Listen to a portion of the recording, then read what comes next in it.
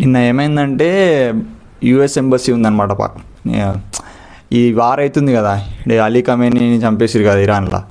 So ఏమైందంటే USA చంపేసిందని చెప్పేసి US embassy మీద దాడి చేశారనమాట పాకిస్తాన్ జనాలు. పాకిస్తాన్ లోపల యూఎస్ ఎంబసీ ఉంటుంది. యూఎస్ ఎంబసీ అంటే ఏంటంటే పాకిస్తాన్ గవర్నమెంట్తోని యూఎస్ గవర్నమెంట్ ఆ ఆఫీస్ ద్వారా కమ్యూనికేట్ చేస్తుంది అనమాట. అక్కడ యూఎస్ జనాలు ఎవరైనా టూరిస్టులు వాళ్ళు వీళ్ళు ఉంటే వాళ్ళ పాస్పోర్ట్ పోయినా, వాళ్ళకి ఏమైనా మిస్ట్రీట్మెంట్ అయినా వాళ్ళు టేక్ కేర్ చేస్తారనమాట. సో అయితే ఏమైందంటే అట్లా అటాక్ చేయడానికి వచ్చిన వాళ్ళని 20 మందిని షూట్ అట్ సైడ్ చేసింది US security guards. So US office security guards ఉంటారు కదా, వాళ్ళు ఎందుకు చేసిరు మరి? పాకిస్తాన్ గవర్నమెంట్ ఏం అనలేదా? వాళ్ళ సొంత మనుషులే కదా అంటే, అసలు ఆ యూఎస్ కాన్సులేట్ అంటే ఏంటంటే, ఆ యూఎస్ ఎంబసీ అంటే ఏంటంటే, అది పాకిస్తాన్లో ఉన్నప్పటికీ అది యూఎస్లో ఉన్నంత పవర్ఫుల్ అనమాట. సో ఆ ఎంబసీ ఏదైనా సరే దానికి పాకిస్తాన్ గవర్నమెంట్ ప్రొటెక్షన్ ఇవ్వాలి.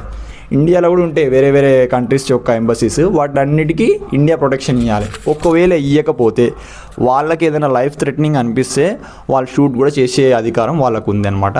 సో అట్లా 22 మెంబర్స్ని చంపేసింది యూఎస్ సెక్యూరిటీ గార్డ్స్ అయితే. సో అదనమాట న్యూస్. బాయ్.